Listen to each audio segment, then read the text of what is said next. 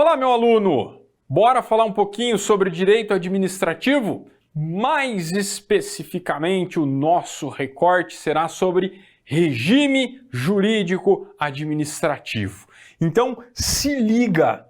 Porque quando trabalhamos a ideia de regime, ok? Não é aquele regime, tô gordinho, vou fazer um regime, não. Mas a ideia basicamente é regime disciplina, perfeito? Quando você faz regime de comida, você tem que ser disciplinado. A ideia do regime jurídico administrativo é mais ou menos essa. Administrativo, ok? Regime jurídico administrativo. Então, olha só, bastante coisa interessante e que lá na frente, outros tópicos, vai fazer muito sentido. Por quê? A ideia do regime jurídico administrativo é que dá toda a sustentação para o desenvolvimento, para os aspectos práticos ligados à administração pública. Então, quando a gente fala em regime jurídico administrativo, duas palavrinhas mais do que mágicas devem vir à sua mente, ok? Porque o regime jurídico administrativo nada mais significa do que um conjunto, ok? Um conjunto de, e aí eu vou colocar aqui, ó, em destaque, prerrogativas e sujeições especiais. E vou colocar aqui, ó, sujeições especiais. Legal? Especiais. Pô, professor, como assim conjunto de prerrogativas e sujeições especiais? Meu querido aluno, quando tratamos de direito administrativo, mais especificamente de administração pública, nós temos que enxergá-la como uma prestadora de serviços. E quando a gente fala em prestadora de serviços para todos os particulares, para o cidadão brasileiro. Ou seja, a administração pública ela tem mais de 200 milhões de consumidores. E aí eu pergunto, como que ela vai desenvolver as suas ações, as suas atividades, se a ela não forem conferidas prerrogativas e sujeições especiais? Nós temos características ímpares conferidas à administração pública, são regidas pelo direito administrativo, para que a máquina estatal, para que a administração pública consiga desempenhar as suas atividades. Perfeito? Pô, professor, mas eu não acho justo. Você não tem que achar nada, porque é assim que funciona. E você vai entender que se fosse de forma diferente não funcionaria, principalmente no Brasil, infelizmente no Brasil. Tá ok? Pô, show de bola. Então o que significa quando eu bato o olho em prerrogativas e sujeições? Traduzo, o que isso significa? Muito cuidado, tá? Porque quando aparece prerrogativa, tem gente que trata como sinônimo de privilégio. Eu faria uma ressalva. Prerrogativa não é bem especificamente um privilégio, mas tem gente que trata dessa forma. Então, muito cuidado com a utilização dessa expressão privilégio, tá? Mas fato é que prerrogativas são direitos que extrapolam a relação do cidadão comum. E isso fica fácil de ser entendido. Vem aqui comigo, fazer um esqueminha bem simplesinho para que você consiga visualizar a ideia de prerrogativas.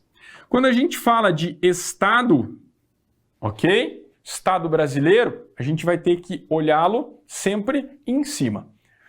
Eu que sou particular, eu que sou o cidadão, eu que sou o administrado, sempre fico aqui, embaixo. Sempre não, quase sempre.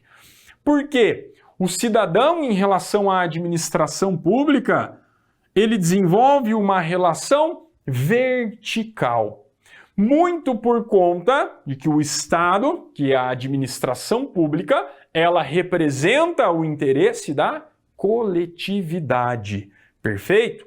Se liga. Então, quando a gente fala em estado, ele aparece aqui em cima do nosso esqueminho e isso indica justamente uma relação do quê? De verticalidade. Muito importante essa relação aqui, tá? Relação de verticalidade.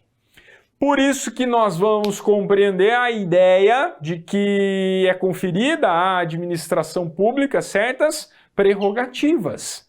Se ela está numa relação de verticalidade, né, ela está em cima e o cidadão, o particular, está embaixo, para que ela atue, para que ela desempenhe as suas funções, eu preciso o quê? Conceder benesses, privilégios, prerrogativas, características especiais. Pode dar um exemplo, professor? Obviamente, porque aí fica fácil de você assimilar a matéria. Vocês já devem ter ouvido falar em desapropriação, ok? Uma das formas de intervenção do Estado na propriedade privada. Basicamente, qual que é a ideia da desapropriação? Se forem preenchidos requisitos legais, ok? Critérios estabelecidos pela lei, inclusive pela Constituição, mesmo eu sendo dono de determinada propriedade, vamos supor que eu tenha comprado uma fazenda, ok? Chega a administração pública, olha para mim e fala: ó, Tiago, felizmente ou infelizmente, nós vamos precisar construir uma rodovia. Vai passar exatamente aqui um pedaço da sua propriedade, ok? Então você vai vender esse pedaço de terra para a administração. Por quê?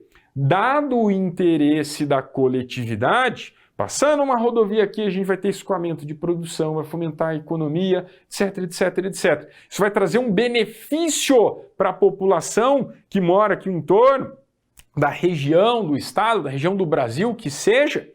E esse interesse da população, obviamente, vale mais, prevalece sobre o seu interesse em ser dono desse pedaço de terra. Vem a administração pública, baseada na ideia de prerrogativa, ok? E desapropria a minha fazenda, um pedaço da minha fazenda ou a fazenda toda, se for necessário, ok? Desde que tenha sido demonstrado, obviamente, interesse público. Então, olha só que ideia bacana. A administração pública pode, inclusive, impor, ela pode subjugar a vontade, a minha vontade, que sou proprietário, em detrimento à vontade da coletividade. É exatamente essa ideia de prerrogativa. Nós podemos pensar ainda em prerrogativa no exercício dos poderes administrativos. Tem uma série de situações, né, pontuais em que a gente consegue enxergar o quê? Prerrogativa concedida à administração pública. Quer ver só outro exemplo para fixar? Quando você toma uma multa de trânsito, você tem a opção pagar ou não pagar? Olha que gostoso seria, cometi uma infração de trânsito, não vou pagar. E aí vem o Estado e vai o quê? Ele te executa, né? Vira dívida ativa, inscreve em dívida ativa, vai lá e te executa. Isso é uma prerrogativa. Não fosse assim, quem que pagaria a multa? Então a ideia é exatamente essa, ok? Quando a gente fala em administração pública, o Estado, a administração pública aqui em cima e o particular aqui embaixo, perfeito? Por isso que o direito administrativo, por isso que o chamado regime jurídico administrativo, ele é pautado no que a gente conhece e entende por regime de direito público, ok? Regime de direito público, tá? Palavrinha mágica também, regime de direito público, tá? Quando envolve interesse da administração pública, quando ela precisa desempenhar suas atividades, suas funções, pautada nessa relação de verticalidade. Verticalidade por quê, professor? Por que a gente pensa no direito público? Porque a relação jurídica do Estado e do particular não está em pé de igualdade. Legal? É diferente do que acontece, por exemplo, em uma relação comercial entre particulares. Vem aqui comigo.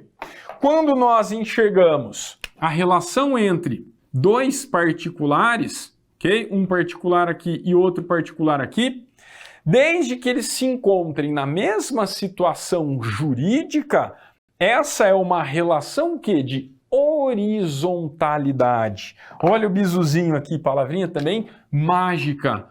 Legal? A ideia de horizontalidade. Vou colocar aqui, ó, horizontalidade. Joia? Essa palavrinha aqui também muito comum em questão de prova. Indica justamente essa relação entre particulares. Quer o exemplo para gravar e nunca mais esquecer?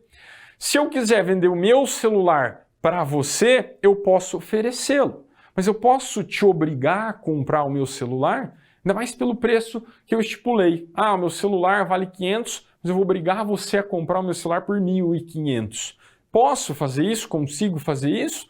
Obviamente que não. Uma relação entre particulares indica uma relação de igualdade na relação jurídica. Por isso que a gente fala em uma relação de horizontalidade.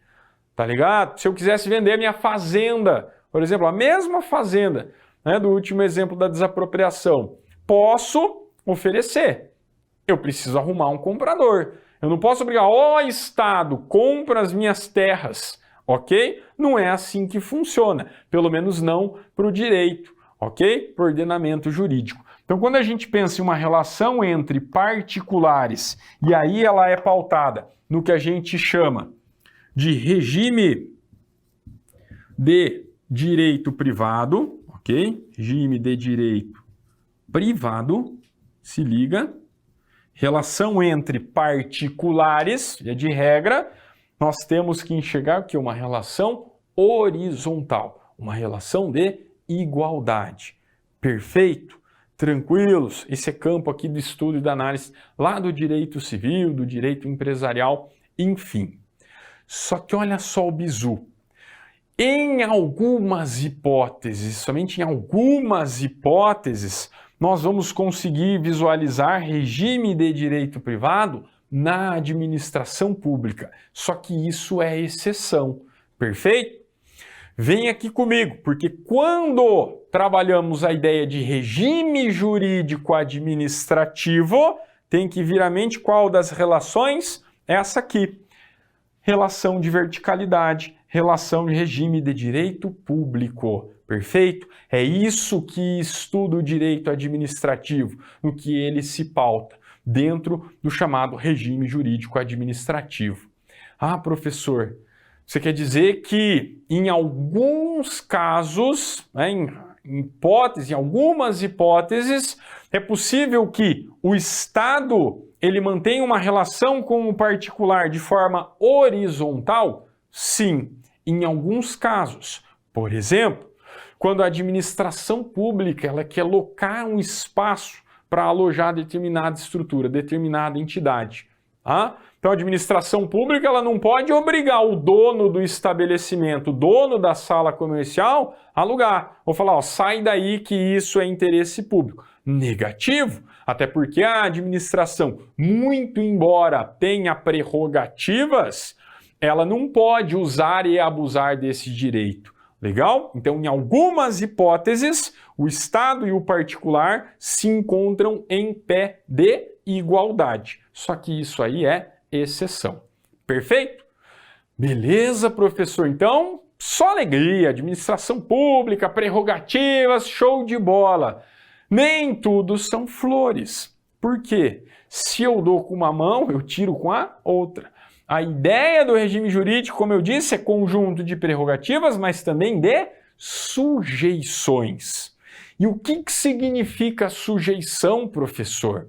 São deveres especiais, ok? Eu vou colocar aqui até entre parênteses. Muita gente não entende a ideia de sujeição. Se você substituir aqui, ó, por deveres, ok? Ó, deveres, vale. E acho que é mais simples ainda o raciocínio. Sujeições são obrigações especiais que extrapolam as relações jurídicas entre particulares, que prevalecem entre particulares e que são aplicadas à administração pública. O raciocínio é bem simples, é bem tranquilo. Se a administração pública ela age em nome da coletividade, e essa é a ideia, porque aqui a gente estuda direito administrativo na teoria, ok? Esqueçam aspectos, acontecimentos práticos, tá? Muita gente roda porque fica pensando na prática. Se nós analisarmos no plano teórico, perfeito? Se ela tem prerrogativas, se ela tem benesses especiais, ela também se sujeita a deveres específicos. Mais um exemplo para você gravar, quer ver só? Você já deve estar ligado que para ingressar nos quadros da administração pública, você precisa estudar. Por quê? Porque você precisa prestar concurso público. Simples assim. É para isso que eu estou estudando, professor, concurso público. Pensa comigo essa situação na iniciativa privada. Se você quiser ingressar numa empresa da iniciativa privada, o que você faz? Pega o currículo, monta o currículo bonitinho, tudo tranquilo, chega lá na porta, entrega. Ou às vezes tem um conhecido, leva o teu currículo lá, faz entrevista, passa por todas as etapas do processo seletivo, né, que a empresa adora, dá um nome bonito, processo seletivo. E aí, se você cumprir os requisitos daquela determinada empresa, está dentro. Ou se você é peixe, se você é truta do dono da empresa, não precisa nem mandar currículo. Fala, bicho, vem trabalhar comigo. Essa relação é uma relação o quê? Horizontal. Joia? Relação é a manifestação de vontade do dono da empresa e você que quer arrumar um emprego. Funciona assim para a administração pública? Negativo. Porque ela se sujeita, ela se obriga a aplicar regras específicas para que admitam-se pessoas dentro dos seus quadros. Ah, professor, você está falando do concurso. Exatamente. Olha só, concurso é um dever especial da administração pública. Quando ela quer contratar pessoas, ok, para que desempenhem suas funções, chamados agentes públicos, ela tem o dever de realizar certame, concurso público. Perfeito? Existem exceções? Sim, mas aqui estamos trabalhando a regra. Perfeito? Outro exemplo muito comum em prova, se liga, de sujeição especial da administração pública, dever de licitação. Olha só, licitação, professor, já ouvi falar. Quando eu quero comprar determinado bem ou adquirir determinada prestação de serviço, o que eu, particular, faço? Ligo para a empresa, combino o preço, acerto os valores e mando vir. Sei lá, instala um armário aqui em casa. Legal? Contrato pessoa especializada, mexe com móveis, vai lá, marceneiro, bonitinho, pago, beleza, acabou. Essa é uma relação o quê? Horizontal. Já para a administração pública, como é que funciona, professor? Se ela quisesse comprar armário, reformar lá a sede administrativa, o que ela tem que fazer? Licitação. De acordo com a Lei 8.666, a famosa Lei do Capeta, perfeito? Via de regra, a administração se sujeita para a aquisição de bens, serviços e obras à licitação. Faz sentido. Agora eu estou enxergando que é uma sujeição especial. Exatamente essa a ideia. Vem aqui comigo. Então, dessa forma, a gente consegue enxergar o chamado o quê? Regime jurídico de direito público. É público porque envolve interesse público, envolve interesse da coletividade. Perfeito? A administração pública nada mais faz do que agir em nome da coletividade. Pelo menos em tese deveria ser assim. E para tanto, fica estipulado uma relação de verticalidade. Show de bola? Tranquilos? Pô, beleza, professor. Então, show de bola. Regime jurídico administrativo é isso. É isso que a gente precisa saber para a nossa prova. Quase tudo. Por quê? Porque nós temos dois princípios, ok? Que sustentam o chamado regime jurídico administrativo. Pô, professor, princípio, falou em princípio, coisa abstrata, coisa genérica. Mas olha só, no direito administrativo é bem tranquilinho, porque nós temos a ideia do princípio da supremacia do interesse público, ok? Do interesse público, essa ideia. Primeiro princípio basilar, que sustenta o regime jurídico administrativo, e nós também conseguimos enxergar o princípio da indisponibilidade. Indisponibilidade, ok? Do que, professor? Do interesse público. Do interesse público também. Preciso decorar esses dois camaradas aí? Não, porque a gente acabou de entender a ideia, a relação de verticalidade que eu esquematizei para vocês. Lembrando, a administração pública atua em nome da coletividade, ok? Por isso que é uma relação de verticalidade. Exatamente essa ideia do princípio da supremacia do interesse público. Se aparecer na prova supremacia do interesse público em relação ao interesse privado, é a mesma coisa, é só o nome completo desse princípio. Justamente indica essa relação de verticalidade. O interesse da coletividade se sobrepõe ao interesse do particular. Perfeito? Que é o exemplo que eu dei da desapropriação. Legal, professor. E a ideia de indisponibilidade do interesse público? Também bem simples de assimilar. Se a administração pública, ela atua, ela age, ela desempenha suas funções em nome da coletividade, ela, entre aspas, a grosso modo, trabalha para o coletivo. Se ela representa a coletividade, ok? Ela pode dispor de um interesse que não é dela, que é da coletividade? Obviamente que não, ok? Então, nos casos em que a administração pública ela tem interesses diversos dos interesses da coletividade, ela não pode abrir mão, ok? É exatamente essa a ideia do princípio da indisponibilidade. Mesma coisa, se eu quisesse vender um celular que não é meu, voltamos ao exemplo das relações entre particulares. Posso vender, posso dispor uma coisa que não é minha? Posso abrir mão de um direito que não é meu? Negativo. Funciona da mesma forma para a administração pública. Tranquilos? Legal?